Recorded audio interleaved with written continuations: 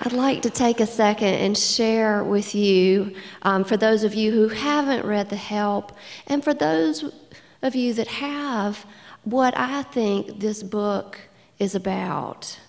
And the best way I know how to describe it is it's a story about vastly different women, black and white, rich and poor, from the buxom blonde with too much lipstick to the tight-ass social snobby, band leader in town, the black maids in the houses and the white women that pay them.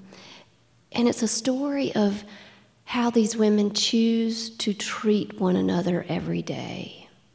It takes place in the early 1960s in Jackson, Mississippi, my hometown. And a young white woman named Skeeter, after she graduates from Ole Miss, moves back home and has to live with her parents because all of her friends are married and she's the last single one. And she wants to get a job. She wants to be a writer. But Mississippi, 1962, the only job she can find is to write a housekeeping column. As Skeeter watches her friends who are married and have husbands and houses, and some are already on their third child, she starts to notice little things, small injustices, like the fact that her friends' help have to keep a separate plate, a separate cup, and a separate fork in a separate cupboard in the white kitchen. And bigger things, like the fact that the help is not even paid minimum wage. And Skeeter, these are not surprises to her. She grew up with a black woman who took wonderful care of her, but for the first time in Skeeter's life, it starts to bother her. So she gets an idea. And her idea is to join forces with the maids in town and write in secret a tell-all book about what it's really like to work for the white families of Jackson, Mississippi. You can only imagine how thrilled my family was to find out this is what I was writing about. But it was such a self-discovery for me. I entered this project just as naive as Skeeter did when she steps into the pages of the book. I had no idea. What I learned about Jim Crow was shocking and embarrassing and eye-opening. In 1962, Mississippi, it was against the law for blacks and whites to sit down in a room and discuss race. It was against the law for them to play pool together, to be buried in the same burial ground. And the worst one to me, for black and white children to share school books.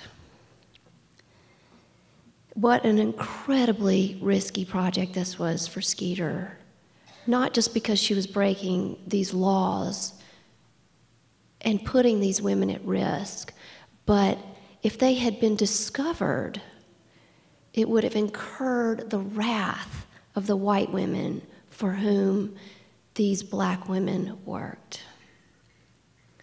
The first scene we are going to read tonight, I'll tell you, first of all, I just have to apologize.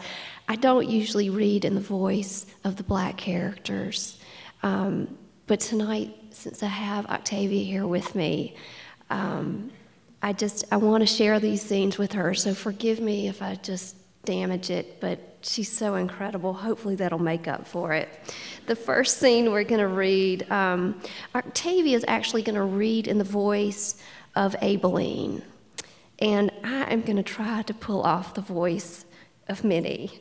In this scene, Abilene is sitting in her small kitchen in the evening, and she is writing in her prayer book. Time to time, I think I might find myself another man, one from a church. Problem is, Much as I love the Lord, church-going man never do all that much for me. Kind of man I like ain't the kind that stays around when he done spending all your money. I made that mistake 20 years ago. When my husband plunk left me for that no-count hussy up on Ferry Street, one they called Coco, I figure I better shut the door for good on that kind of business. A cat get to screeching outside and bring me back to my cold kitchen. I turn the radio off and the light back on. Fish my prayer book out my purse. My prayer book is just a blue notebook I pick up at the Ben Franklin store. I use a pencil so I can erase till I get it right. I've been writing my prayers since I was in junior high. When I tell my 7th grade teacher I ain't coming back to school because I got to help out my mama, Miss Ross just about cried. You're the smartest one in class, Abeline, and the only way you're going to keep sharp is to read and write every day. So I started writing my prayers down instead of saying them. But nobody's called me smart since. I turned the pages of my prayer book to see who I got tonight. I thought about maybe putting Miss Skeeter on my list. She the one who talks to me about the separate bathroom.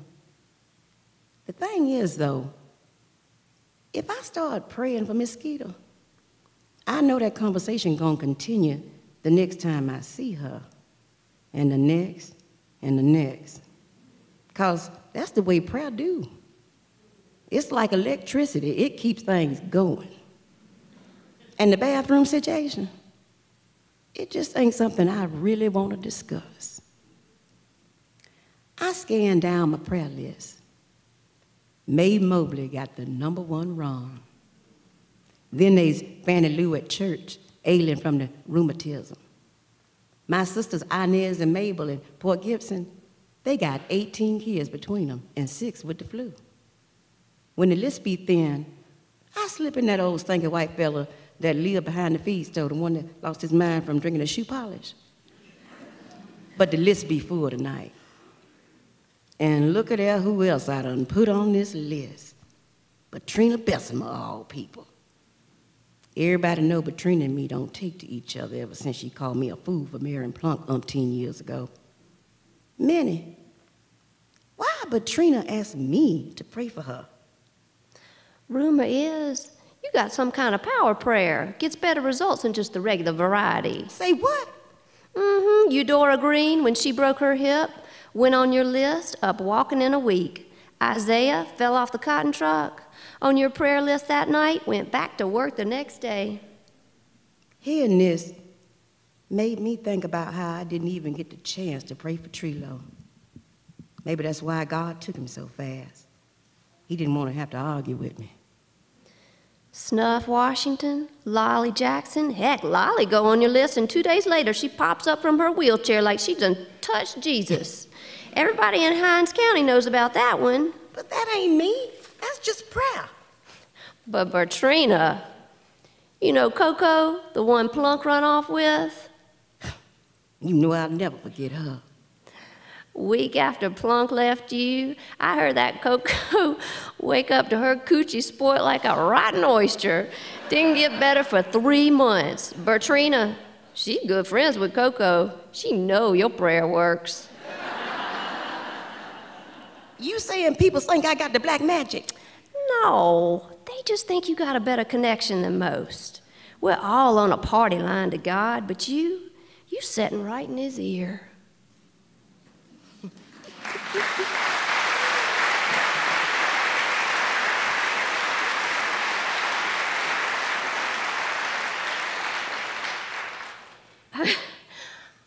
I really enjoyed writing about the friendship between Abeline and Minnie.